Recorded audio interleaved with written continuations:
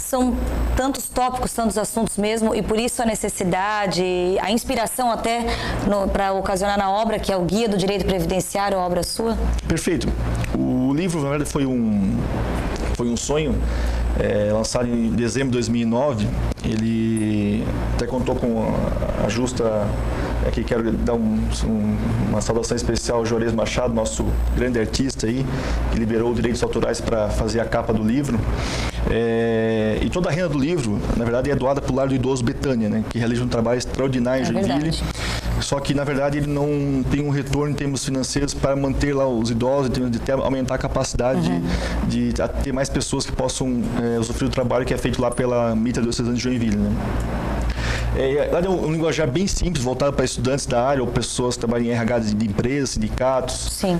Para quem não é ligado ao meio jurídico, para quem, claro, é utilidade também para quem trabalha na área, advogados, como um todo, mas o livro, na verdade, é um guia bem simples que engloba todos os benefícios que existem na Previdência, fala sobre também o Estatuto do Idoso, as passagens gratuitas para viagens interestaduais, o fornecimento de medicamentos para as pessoas que precisam, que não estão naquele rol de remédios fornecidos pelo SUS, fala em geral de todos os benefícios dos idosos.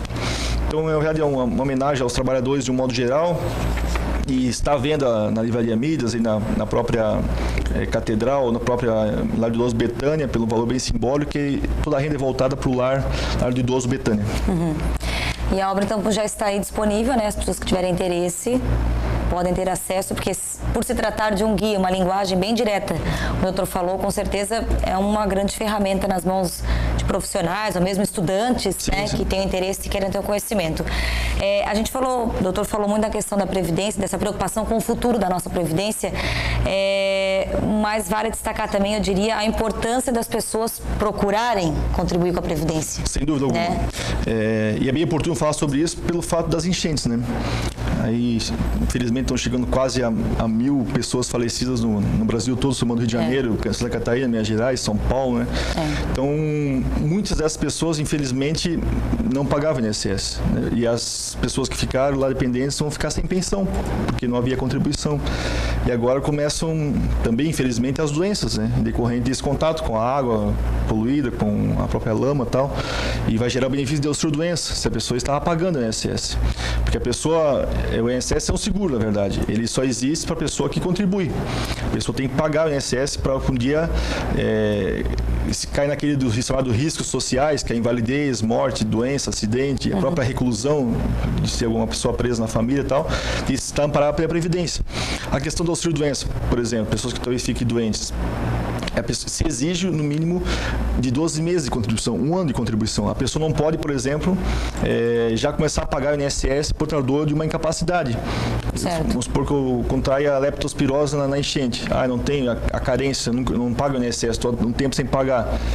Eu só posso me encostar, que é o linguajar utilizado, pela doença leptospirose, por exemplo, se eu começar a pagar 12 meses antes de adquirir a doença.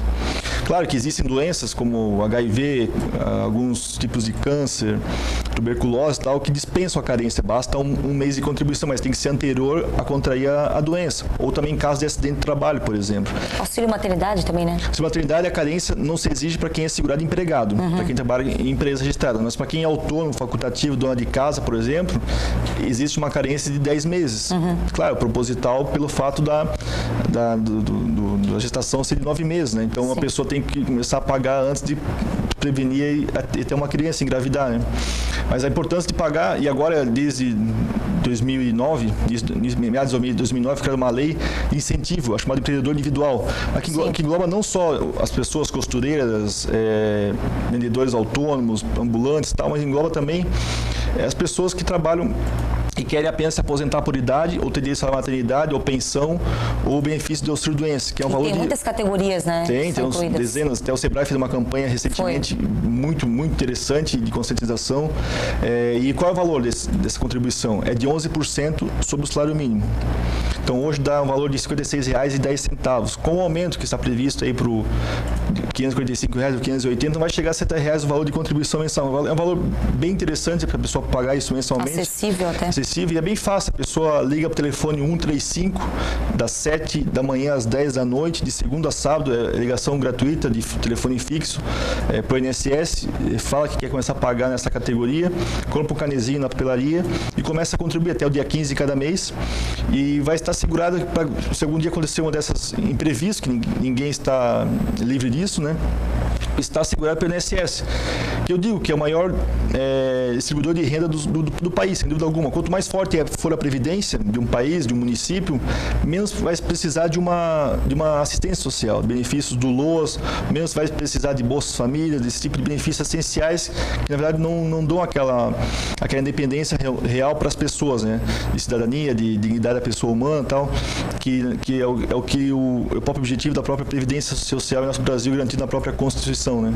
Então fica aqui a dica, o alerta, assim, a recomendação das pessoas da importância de pagar o INSS, de contribuir para a Previdência, que apesar de todos os males aí, dos desvios que houve de dinheiro ao longo dos anos aí para construir Itaipu, Transamazônica, Ponte Rio, Niterói e tal, mas ainda tem dinheiro, ela paga o benefício e tem uma garantia mínima em caso de algum imprevisto. Né? Claro.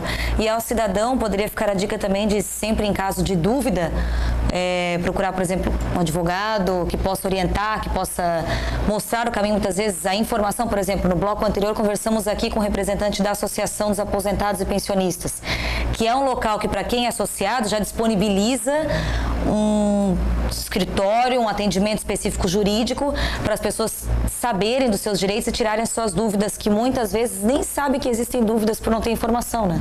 É importantíssimo isso. Está muito forte hoje a questão do planejamento previdenciário.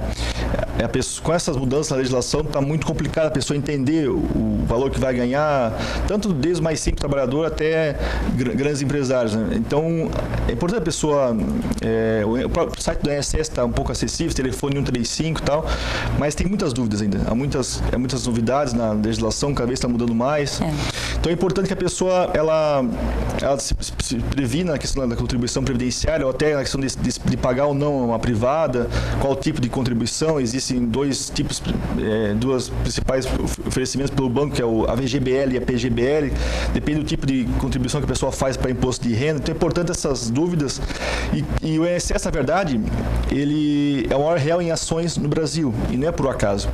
Porque o INSS, ele praticamente nega tudo do que a pessoa pede lá, de tempo rural, tempo insalubre, tempo de auxílio-doença. Então, a pessoa que tem o benefício negado no INSS, não desista. Procure o seu advogado de confiança para entrar com uma ação contra o INSS, que certamente terá o seu benefício garantido pela Justiça. Tá certo, doutor Rodrigo, muito obrigada pelos esclarecimentos. Acredito que muitas pessoas que assistiram essa entrevista tiveram acesso à informação que muitas vezes, como eu falei anteriormente, reitero, muitas vezes nem imaginariam que poderiam ter os seus direitos e que podem buscar os seus direitos. E quero deixar sempre aqui a TV Câmara de portas abertas para a gente falar sempre sobre mais assuntos. Muito obrigada. Muito obrigado. Um abraço a todos.